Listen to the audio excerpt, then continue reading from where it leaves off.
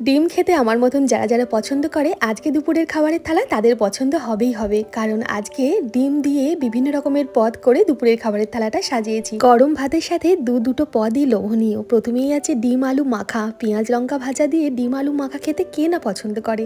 আর তারপর রেখেছি বাঙালির খুব পছন্দের ভাপা, ডিম ভাপা। খুব চটপট আর সহজ পদ্ধতিতে রান্নাগুলো কিভাবে করলাম চলুন দেখে নিই।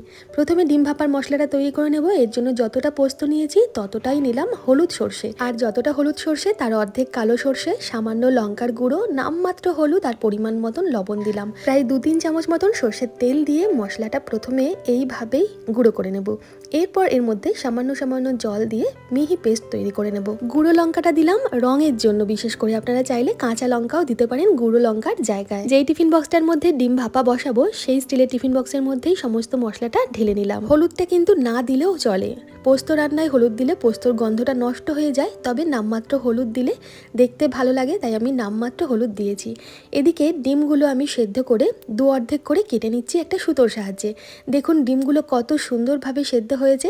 হার্ড বয়েল করেছি ডিমগুলো আমি, আর এই ডিমগুলো সেদ্ধ করেছি আগারোর গ্র্যান্ড এগ বয়লার অ্যান্ড পোচারের। এটা 500 ওয়াটের। এর বডিটা বা মেন ইউনিটটা স্টেনলেস স্টিলের, তাই এটা অনেক দিন পর্যন্ত টেকসই হবে। এর সাথেই থাকছে একটা মেজারিং কাপ, যে কাপে জল মেপে আমরা যেমনভাবে ডিমটা সেদ্ধ করতে চাই, hard boil, soft boil, medium boil, সেই রকমভাবে জলটা দেবো। এর ওপরে বসিয়ে দেবো এগ বয়েলিং র্যাকটা। আর এই মেজারিং কাপের সাথেই আছে একটা ডিম ছিদ্র করার পিন, যা ডিম সেদ্ধ করার আগে ডিমের চওড়া অংশের দিকে ছিদ্র করতে ব্যবহার করা যেতে পারে, যাতে করে ডিমটা তাড়াতাড়ি সেদ্ধ হয় আর ফেটে না যায়। এটা ডিম সেদ্ধ করার একটা দ্রুত আর ঝামেলাবিহীন উপায়। এর পাওয়ার বাটনটা একটা নীল আলো সহ আসে, ওয়ান টাচ অপারেশন বাটন এটা, আর এতে অটো কাট আপ বৈশিষ্ট্য রয়েছে। ডিম সেদ্ধ হয়ে গেলে এটা অটোমেটিক অফ হয়ে যাবে। খুব কম সময়ে ডিমগুলো সেদ্ধ হয়ে যায়।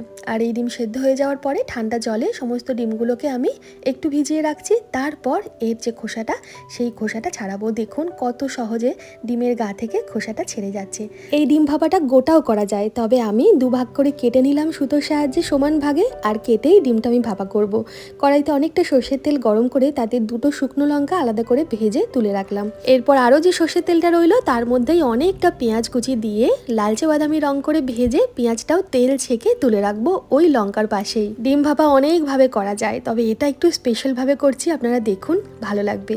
এরপর বাকি তেলটার মধ্যে সামান্য লবণ আর হলুদ দিয়ে লবণ হলুদটা নাড়াচাড়া করে অর্ধেক করে কেটে রাখা ডিমগুলো দিয়ে এপিট ওপিট উল্টে পাল্টে ডিমগুলো কিন্তু একটু লালচে করে ভেজে নিতে হবে। খুব বেশি ভাজবেন না, তাহলে আবার শক্ত হয়ে যাবে। একেই তো সেদ্ধ করা আছে, মোটামুটি একটু রং ধরলে ডিমের গায়ে ডিমগুলো আমরা কড়াই থেকে তুলে নিলাম। বাকি যেইটুকু তেল রইলো সেইটুকু তেলের মধ্যে একটা টমেটো কুচি করে দিয়ে টমেটোটা হালকা করে ভেজে তুলে রাখবো। সব তেলটা আমি কাজে লাগিয়ে দিলাম। এবার চলুন আসল রান্নায় যাই। সমস্ত কিছু মোটামুটি ভাজাভুজি হয়ে গেছে, এই দিয়েই আমাদের 2টো রান্না হয়ে যাবে। যে টিফিন বক্সটায় ওই সর্ষে পোস্ত যে বাটাটা সেটা দিয়ে রেখেছিলাম তার মধ্যেই ডিমগুলো সাজিয়ে দিলাম। টিফিন বক্সটা একটু ছোট হয়ে গেছে, বড় নিলে ভালো হতো। ওপর থেকে দিলাম পেঁয়াজ ভাজাটা আর দিলাম টমেটো ভাজা।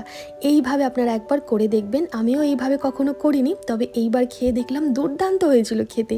পেঁয়াজ টমেটো ভাজার যে সুন্দর গন্ধ, এই গন্ধটাই এই ডিম ভাপাকে আরও অতুলনীয় করে তুলেছিল। আমি মশলার বাটি ধুয়ে সামান্য জল আর কিছু চেরা কাঁচা লঙ্কা দিয়ে ভালোভাবে সাজিয়ে দিয়ে দিলাম ভাপাতে। কড়াইতে সামান্য জল দিয়ে স্টিলের স্ট্যান্ডটা উল্টো করে দিয়ে টিফিন বক্সটা দিয়ে ঢাকনা দিয়ে 15 মিনিট মতন ভাপিয়ে নিয়েছি। অসাধারণ সুন্দর গন্ধ বেরিয়েছে টিফিন বক্সটা খোলার পর। ভালোভাবে সব কিছু মিক্স করে পরিবেশন করেছি গরম গরম ভাতের সাথে। সর্ষে বাটার সময় কাঁচা সর্ষের তেল দিয়েছিলাম, তারপরেও রান্নায় অনেকটা তেল ব্যবহার করেছি বলে আলাদা করে আর সর্ষের তেল দিলাম না। আপনি চাইলে উপর থেকে একটু কাঁচা সর্ষের তেল ছড়িয়ে এটা খেতে পারেন। আগারোর এই গ্র্যান্ড এগ বয়লারটার মধ্যে শুধু ডিম সেদ্ধ না, ডিমের পোচও খুব সুন্দরভাবে করা যায়। এগ বয়লারের এই মেন ইউনিটের মধ্যে মেজারিং কাপ মেপে জল দিয়ে ওপরে এগ বয়লিং র্যাকটা বসিয়ে তার উপর পোচিং ট্রে বসিয়ে ডিমটা পোচের জন্য দিলাম, আর কিছু আলুও কেটে দিয়েছি আমি ডিম আলু সেদ্ধ মাখার জন্য। খুব সুন্দরভাবে আলু, বিভিন্ন রকমের ছোট ছোট সবজি, এমনকি মোমো স্টিম করে নেওয়া যায়। ঢাকনাটা স্বচ্ছ, তাই সহজেই কি কি সেদ্ধ হচ্ছে ভেতরে সেটা দেখা যায়। ব্যবহারের পর এটা পরিষ্কার করাও ভীষণ সহজ। নরম কোনো কাপড় দিয়ে মেন ইউনিটটা এভাবে মুছে শুকিয়ে রাখতে হবে। এখানে বেশি মাজা ঘষা করা চলবে না।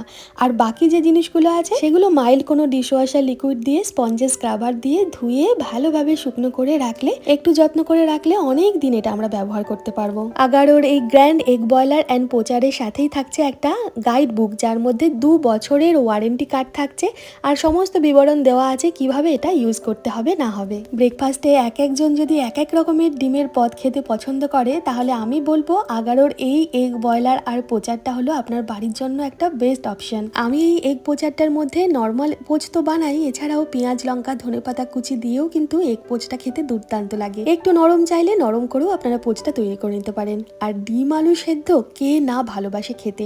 ওই যে প্রথমেই শুকনো লঙ্কাগুলো ভেজে রেখেছিলাম, সেগুলোই সামান্য লবণ দিয়ে ভালোভাবে আমি ম্যাশ করে নিলাম। তারপর পেঁয়াজ ভাজাটা দিয়েও ভালোভাবে মেখে দেখুন আলুগুলো আমি দিয়ে দিচ্ছি।